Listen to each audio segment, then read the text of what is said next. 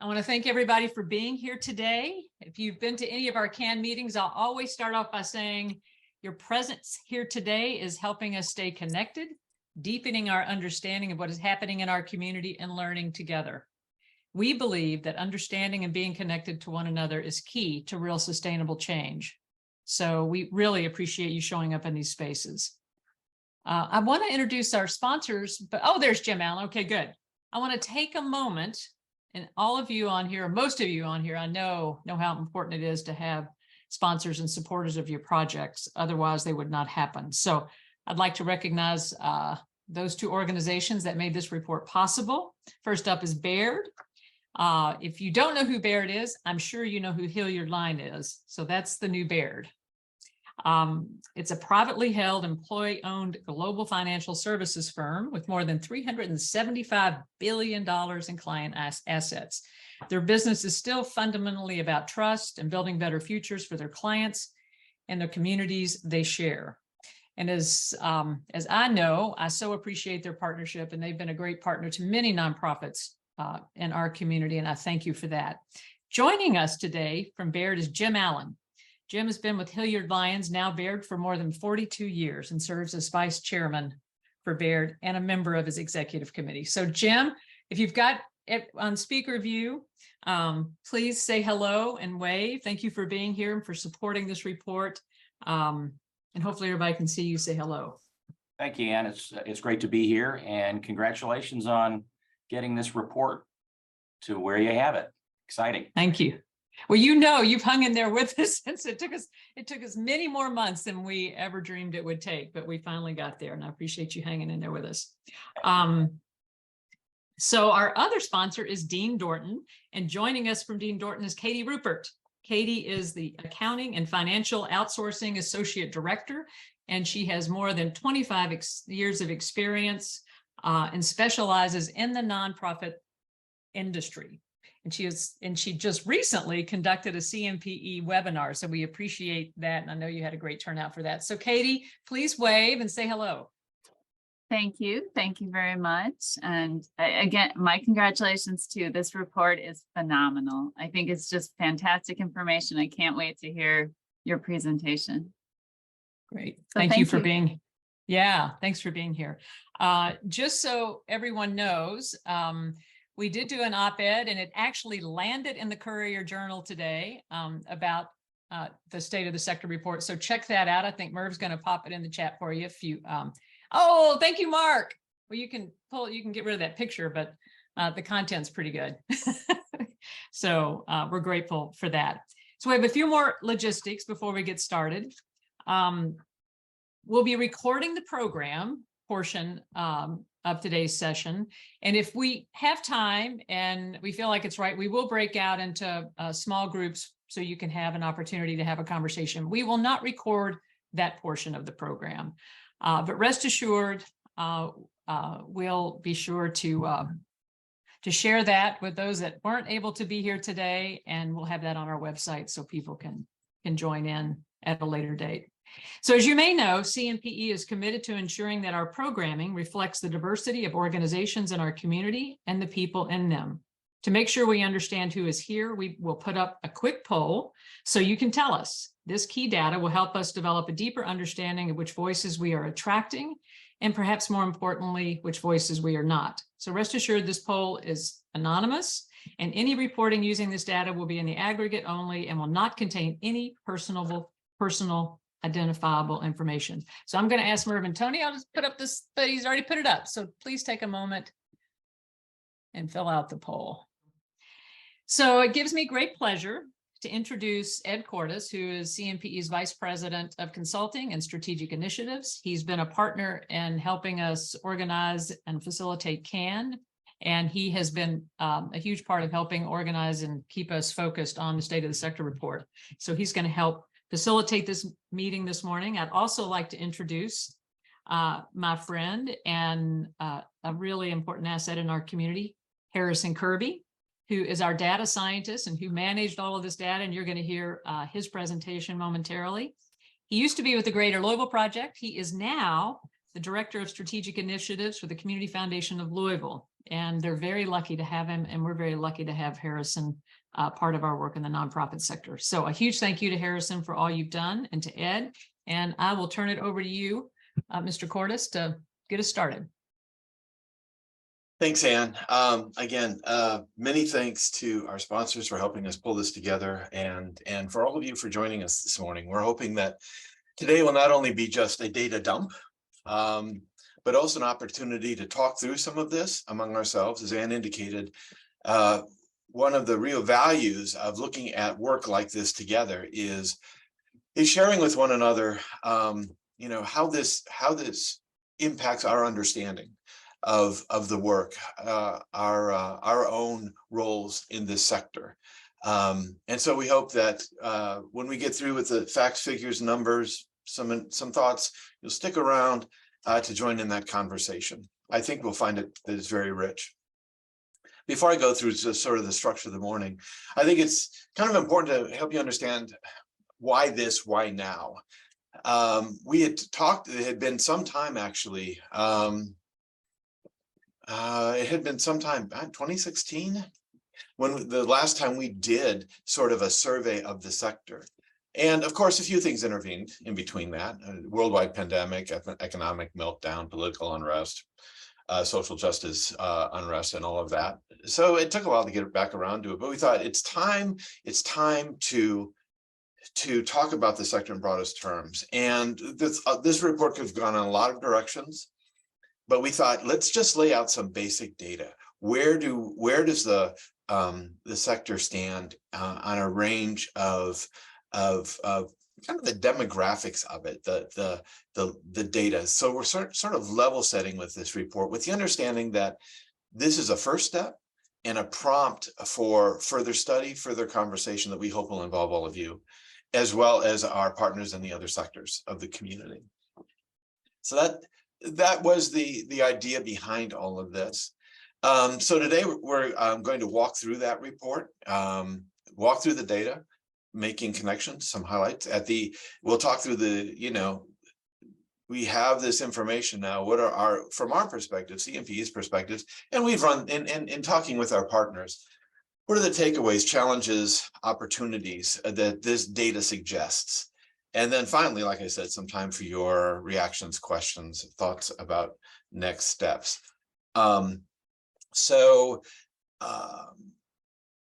Before we go on, if you have questions, thoughts, feel free to drop them in the chat if you can, and we'll address them as we can. We'll certainly address things later on. All right, without further ado, I'd like to bring in Harrison. Harrison is going to walk us through the report, the data, and take it away. Cool. Thanks, Ed. So I'm going to start with a little bit of the boring stuff and explaining where the data came from and a little bit of background about what this data is really about before I get into the implications. So you can get next slide. In this report, we use the term nonprofit to focus on public charities. So nonprofit is a broad category within the IRS that includes all tax-exempt organizations. And that includes things like the Center for Nonprofit Excellence. It includes hospitals, schools. It includes a lot of Greek organizations and fraternities, labor unions, cemeteries, all sorts of different things. But we hone in on a specific type called public charities, which are, I would say, what we often think of when we think of nonprofits. So in Louisville, there are 6,699 nonprofits as a whole. 5,404 of those are 501c3s. So that excludes things like college fraternities, labor unions, political organizations that are 501c4s, 5s, 6s, all the way up to 21 or something. 501c3s include churches, foundations, hospitals, schools, and public charities. And then I think you can click one more time. So in total, there are 3,872 public charities that are the focus of the report.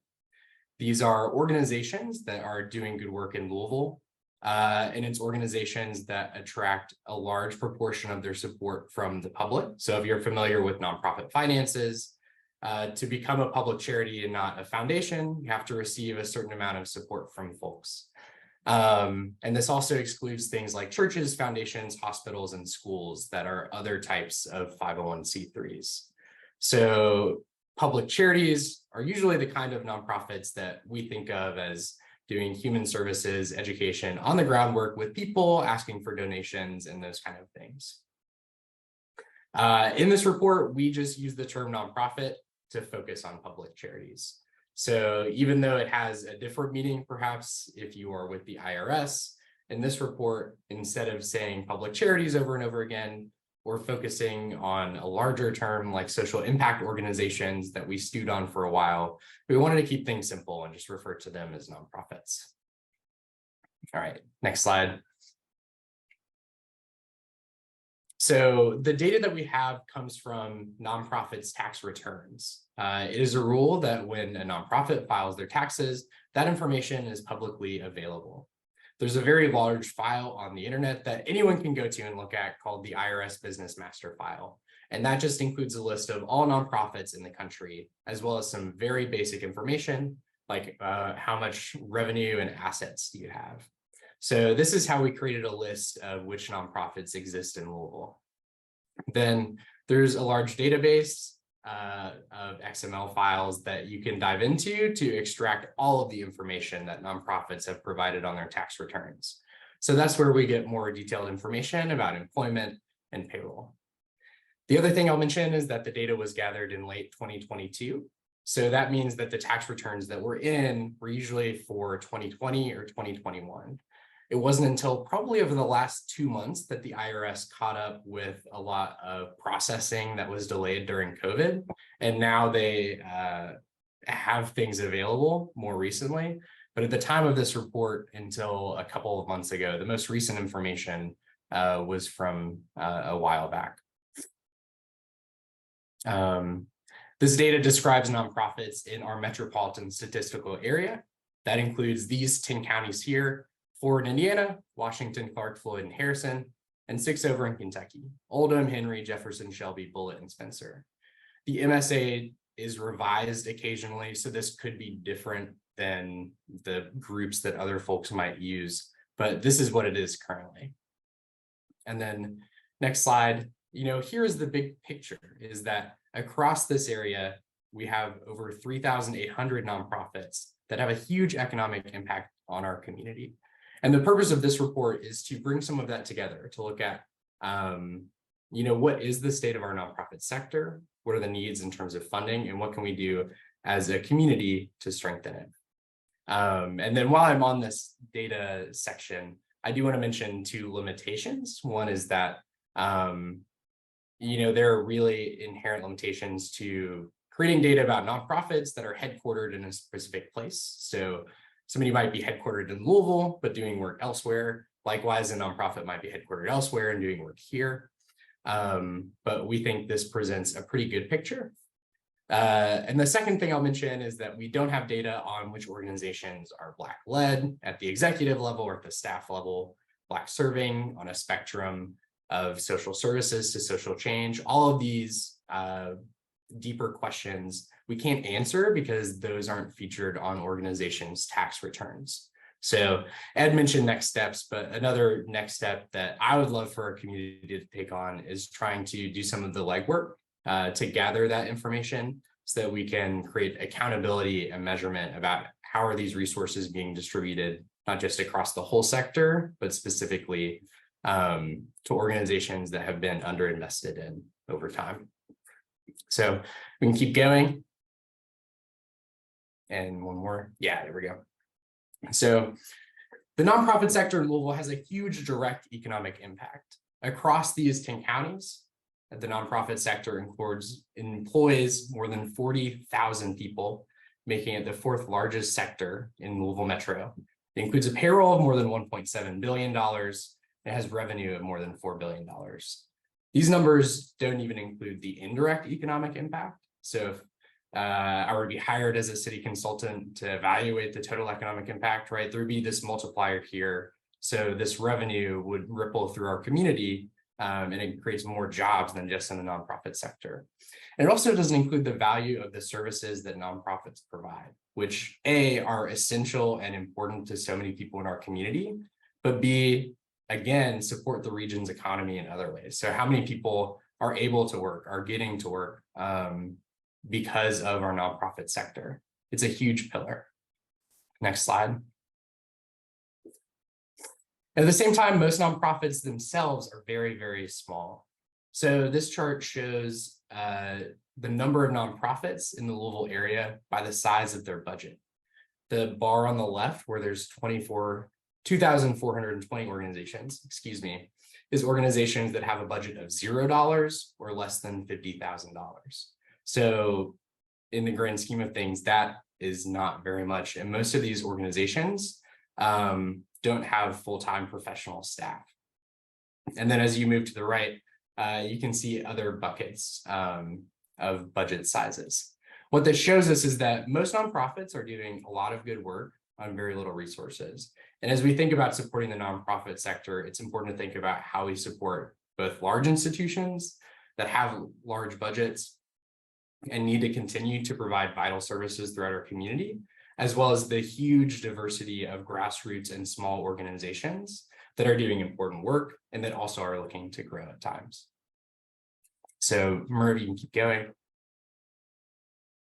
I'll move a little quickly through some to pick up some time. These charts show where the nonprofit sector ranks in terms of employment compared to other sectors. The graph on the left is for just Jefferson County, and the graph on the right shows our comparison for our entire metropolitan statistical area. Compared to many of our signature industries, our nonprofit sector is up there. You can keep going. You can continue on. I want to make sure I get everything. The point I want to make here is that we have some detailed data online, like this table that shows everything for every county. So if you are curious to learn more and to dive deeper into some of these things and to get a little bit more context and information, all that's available in the online report. And Merv, you can click through some. Now I'm going to talk about what we see when we look at how organizations have categorized themselves. There's some limitations to this, and that organizations just have to pick a category. They are always terrifically defined, and sometimes these categories are limiting. So many organizations work across issues. But when we look at how organizations have classified themselves with the IRS, we see that most folks doing work in Louisville are in the human services and education sector. And the point that I would love to make is this includes all 3,699 organizations. But if you go to the next slide, what we see is that most of these organizations are working without paid staff, as I've mentioned, and very small budgets. So this is the previous graph, but we just filter it to organizations with staff. What we see is that there's over 100 organizations with staff in the human services sector. But as you go down this list, right, these numbers fall off to the point where we can see that there aren't very many very well-resourced organizations working across a lot of these issue areas. So as I mentioned, it's important to support both, large organizations with staff, as well as grassroots organizations that are doing really important work in a different way. So there's no value judgment on do you have staff or not. But the point I do want to make is that when we think about the nonprofit sector meeting people's needs where they are with consistency, with competency, being able to connect with people of all types of languages across all of Louisville's neighborhoods at all times of day, it is amazing that the nonprofit sector is able to do so much good work when there are so many different types of needs to be met. When people hear, oh, we have thousands of nonprofits, that seems like a ton. But when you think about, if there is a young person who is trans standing on a corner and they need help with housing, who is able to meet, this unique configuration of this person's needs where they are? And when you start looking at the different types of work that nonprofits are doing, I think it helps to illustrate that. And this next chart, I think, illustrates it just as well, which is, does Louisville have too many nonprofits? This is just compared to other cities. So ultimately, maybe all of these cities have too few or too many nonprofits. But we look at similar cities, what we see is that we don't have more than average. The average number, if you take the mean of all of these other cities, is 3.7 nonprofits per 1,000 people, whereas Louisville has a fewer number than that. So again, as we think about services duplication, and the story that we often tell ourselves of we are all competing for resources, we're stepping on each other's toes, it's important to realize that we're not uniquely bad at that, right? As a city, we have fewer nonprofits than average. Next slide. And this shows this data compared to other cities across different subsectors. So Louisville has about 8% fewer nonprofits than average. We can see that in some categories, we have more than average. For example, civil rights, social action, and advocacy organizations is where Louisville is the most well represented compared to other cities. We can go on. And then I want to talk about funding for a little bit and then wrap up. So we have some data about funding from different sources in the online report. This shows organizations broken out by budget size. So on this chart, the bars on the left represent smaller organizations, the bars on the right represent larger organizations. The color of the bar shows the percentage of their revenue that is from different sources. So what we see is the bar on the left, almost 3/4 of small organizations' revenue comes from contributions from individuals and foundations. Whereas the bar on the far right shows that very large nonprofits tend to rely less on individuals and foundations and more on program fees and government. I think the fact that program fees grow across this just makes intrinsic sense to me. It's easier to grow if you have a more business-like model. So for example, an organization like 7 Counties who provides medical services, has a nonprofit aspect, but also a revenue model tied to it where, right, there's reimbursements from health insurance that doesn't exist for every type of nonprofit. And then the other point that I want to make here is that in our city, individual donations account for about 80% of the total contributions from people and foundations. That's based on the latest data from Giving USA. So when you think about where we can move the needle in terms of ensuring that organizations have support, it's important to understand kind of the size of the resource buckets. And you can move on, Merv. And the point I want to make here is that when we look at the data over the last few years, after we adjust for inflation, we can see that in aggregate, the revenue going to our nonprofit sector is going down over time. This total number of about $4.7 billion, I do want to point out, excludes hospitals and it excludes colleges and universities, as well as other types of, other 501(c)s, et cetera, as I mentioned. But those organizations have huge budgets, so this number would be close to 2 or 3 times this if we were to include it. But back to my point, we can see is that over time, the amount of resources available to our nonprofit sector has gone down. And when it comes to addressing the pressing problems that we have and that are coming up in our community, this doesn't bode well for our ability to meet those challenges and to meet people's needs where they are. Next slide. When it comes to different sources, one important source of local support that I want to point out is Louisville Metro Government's External Agency Fund. This provides direct grants to nonprofit organizations in our community. And after you adjust for inflation, it's almost half of what it was when Louisville Metro Government was created in 2003. In the first budget, the External Agency Fund was around 18.2 million. And in the budget that we just passed last month, I think, the number is only 9.8 million. We need to grow this number because it's an important and consistent and flexible source of funding for nonprofit organizations. Next slide. And that wraps up my portion of the presentation. I will turn it over to you, Ed, to continue.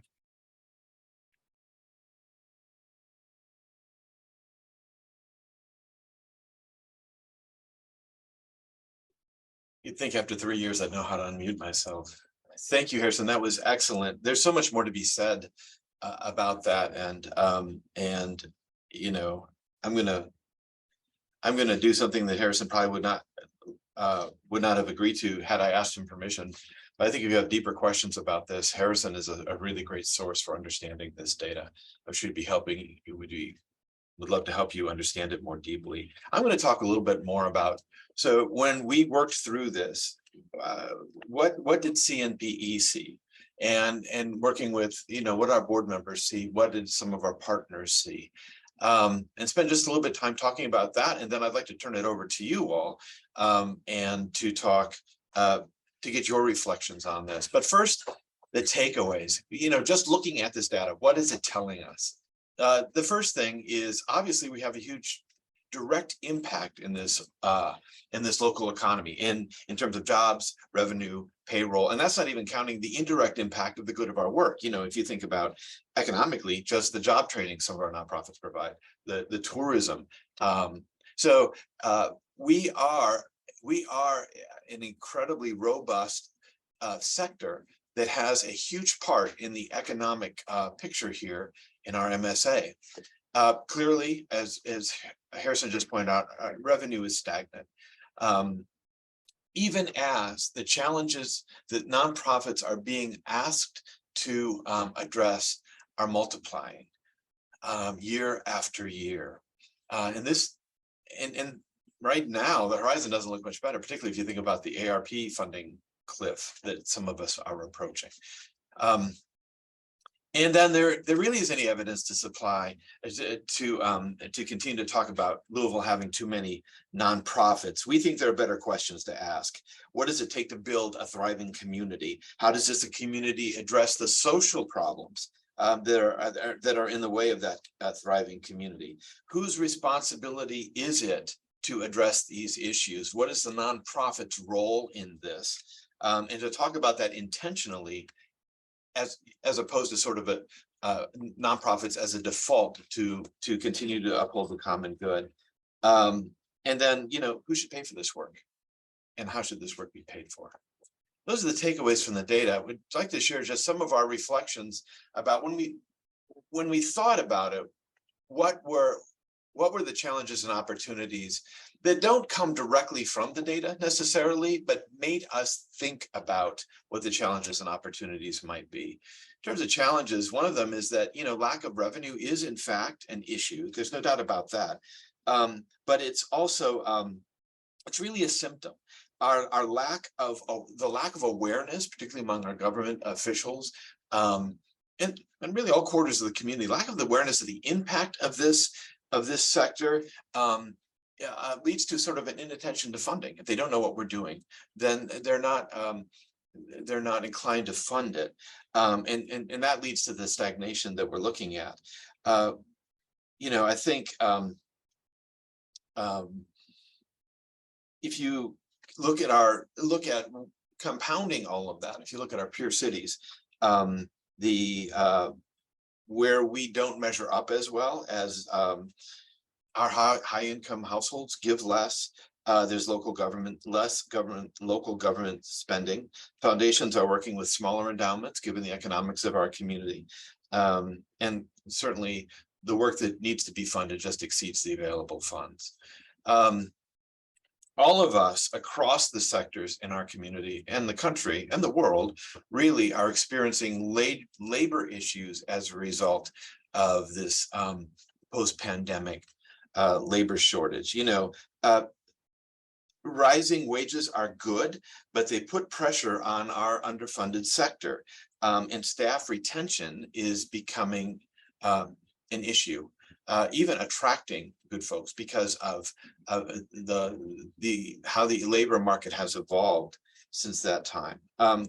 Compounding that is that a lot of our local, state, federal grants are difficult to administer. The timing of the payments isn't always right. This creates a situation where a nonprofit's attention is pulled toward maintaining that what is not adequate funding over building an effective workforce within the organization. And then finally, we continue to struggle with equity in this community. You know, we're still segregated. Your quality of life depends on what zip code you live in. That injustice is bad enough, but it makes everything else we're trying to do just that much harder. We have to recognize that the people that are closest to these issues, the people who are living the issues, are not the ones that are typically invited into these conversations. And we as a sector have to find ways to bring people into the conversation so our ideas, our solutions are just better. The opportunities, though, the opportunities that we saw reflected on as we that were prompted by this data in our conversations. First of all, there really is a huge potential for revenue growth if we increase individual giving. The GLP put out a report in 2019 that said if we just increase our giving by 1%, if households of 200,000 or more just increase their giving by 1%, we would have another $80 million that could go to this nonprofit sector. Partnerships with government are critical, and there's an opportunity here to partner with government, particularly in the areas of large scale community issues. The new administration is putting an emphasis on this sector that wasn't really there before. This is an excellent opportunity to partner and address these community issues. A newer coalition, the Louisville Nonprofit Coalition, is working locally to lift nonprofit voices, particularly where it comes to advocacy in Metro Council, the city, state, federal, elected officials, government officials, and particularly working around. Currently, the work is around how do we address these issues with federal, state, local grants and the timing and reporting of funds. Another opportunity is that we really do have a great story to tell in terms of the sort of work we provide to individuals, right? So first we have to get living wage. We have to work on striking a balance between work, non-work, personal care, among the workforce in this nonprofit sector. We could talk a lot about the issues around that. But even so, we still have a great story to tell in terms of the work that nonprofits provide. It can be very fulfilling because we're addressing real issues and really making lives better. And then finally, and we just sort of mentioned this, we really have to work on elevating all quarters of our nonprofit sector. There are so many, particularly along Black-led, BIPOC-led organizations, focusing on, say, LGBTQ plus issues, for so long have been sort of pushed to the margins when we think about the sector. We need to continue efforts to bring these organizations into the conversations. Again, these are organizations that are working with people, mostly working with people on the ground who have the great ideas, the solutions. And so how do we continue to invite and listen to these organizations, these new constituencies? So that is just a brief overview of, a handful of the hundreds of conversations and thoughts we had after looking at this data. What I'd like to do now is give you all the opportunity to talk about this. How much time do we have here? So what we'd like to do now, and please, if you can, stick around for this. We'd like to break into some small groups and just have you, first of all, do a little bit of networking. It's always great to see who else is interested in this work, is joining us in this work, but have a brief discussion about, is there anything that surprised you or didn't surprise you, reinforced what you always thought? Are there additional questions that this data prompts in you? And also, if you were in charge of this, you know, where would you take this data in terms of the next report? You don't have to go through all these questions in some sort of systematic way. These are just prompts. We can have a conversation. What we'll do is, Merv, I think, given the time, if we can stay in these groups for about 10 minutes now, and then we'll come back and just in a popcorn sort of way share some discussions. That would be great. So Merv, I will turn it over to you. Welcome back, everybody. I think are we all here, Merv? Yes. Great. Thanks for sticking around. I think, you know, for us, this is such a valuable part of these gatherings. So thank you so much for sticking around. Unfortunately, we probably don't have to, I know we don't have the time to go through every group, but I would like to open it up to just generally, you know, if there's something that you heard in your group, something that was said that you think, oh, everybody needs to hear this, just raise your hand. You also have the option of dropping it in the chat as well, a thought or a question. And just to get the ball rolling, and because I'm facilitating this section and I have control, I'd like to ask Ina de Matos Miller, I thought had some great insights about now, where do we go with this? Thank you, Ed. So we were talking in our group about, you know, what do we want to see? What are the next steps to kind of look at? And I think, you know, from my perspective, it was really looking at the social impact. I feel like all of our organizations have such tremendous reach in the work we do, but we don't necessarily have the time or the ability to always measure or look at those. And it would be a really great opportunity for us to have that, you know, as a next step, is to show this impact and this effect that we have on the community. That's a great point. That's a great point. But we have to make the time and it's to do that and think creatively about it. Any other thoughts? Anything? Shannon. Good morning, everybody. So in our group, we talked about 2 data points that were kind of surprising or that we had questions about. So one of them was the chart, the source of funding relative to budget size. And we had noticed that the smallest category of nonprofits had the largest investment income. And we were trying to figure out why that was, because typically, you know, investment income, I would think, would come from an endowment or some sort of more advanced investment strategy, but it was the smaller category of nonprofits that had the largest section for that. So we were trying to figure that out. And then our other point that we talked about was I was surprised that there were so many nonprofits that did not have staff. But then Michelle was in my group and she works in more rural areas and had pointed out perhaps if we saw the geographic breakdown, it would be the more rural areas that maybe did not have as many staff members. So we had a couple questions from our group discussion. Those are great questions. And I think, and thank you for sharing them. We are trying to figure out, where do we go with this? You know, what is this pointing to in those questions? Great questions. Thanks, Shannon. Who else? I just threw it in the chat, but I'll share. Thanks, Justin. Yeah, of course. There was a great comment about, you know, that fundraising is stagnant, but the prices of everything aren't, and the effect that that's having on fundraising professionals and, you know, general donor fatigue.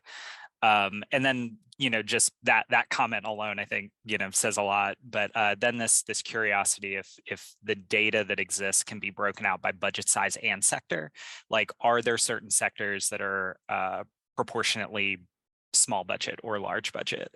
Just kind of a curiosity there. I won't answer for him, but I'm sure Harrison could figure out a way to do that.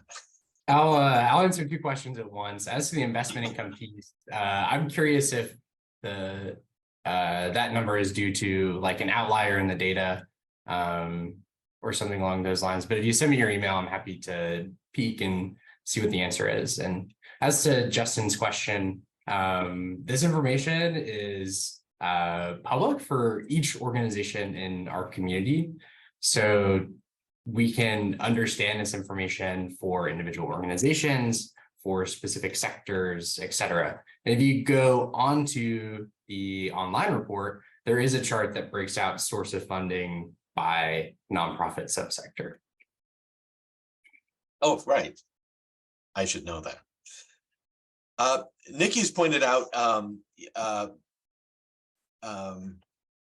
some good questions, some good thoughts around recruiting people, making sure we have the people with the right backgrounds and like. Nikki, do you want to expand on that at all? Are you still with us? It's an excellent point. Sure. Yeah, the people in our breakout room all kind of came from different geographic areas and professional backgrounds. So we got a little bit onto the topic of, you know, are people coming into nonprofit work from other industries, you know, with the labor shortages and just kind of the general wage pressures that the nonprofit industry is facing. You know, how do we recruit people from different backgrounds to make sure that we have those skill sets that are needed, especially with organizations that have no staff or very small staffs. I think it was Emma Pell pointed out, you know, you really need jack of all trades. So, you know, is there insight into, you know, where people are coming from? Maybe that's a topic for the next survey. Thank you. Thank you, Nikki. That's man, this data prompts so many questions, right? I think those are great questions and gives us stuff to think about. And certainly if any of you out there are interested in working this stuff together and want to talk with us about that, that's great too. Don't let us stand in your way. We would be happy to elevate that work. I think we have time. I just want to look over here. You know, so let me kind of go back here. Liz, I think that a resource map is a great project idea. And I could, Mark, why don't you go ahead and I'll drop my email in the chat. But if you do have questions or thoughts after that, how about if you just send them directly to me, and I will see how we can address them and who we can direct that to and the like. Just put it in the chat. But let me be that point of contact. For that, Matthew, I think it's interesting that orgs with larger budgets got more of their revenue from government sources. It's a safe bet for government to support already. Right. Maybe there should be more of an appetite with government funding to experiment with new things. Excellent point. Excellent point. You know, I think we're at time, actually. Thank you all so much for investing time in learning about our sector, for supporting this work. Thank you so much for your thoughtful discussion around this. I would love to see more questions and comments and thoughts about where we can take this work. You all have heard it. You've had these conversations. Please don't hesitate to shoot me an email with your ideas around that. And before I turn it back over to Anne, I just want to say thank you for the work that you do. My gosh, we look at these facts, figures and stuff like that, and we talk about the sector and everything, but it's you individually, it's us collectively that are behind all those numbers that are having such an impact. So just personally, as someone who loves the sector, loves the work that we do, just thank you. Thank you for the incredible work that you're all doing. And I'll turn this over to Anne.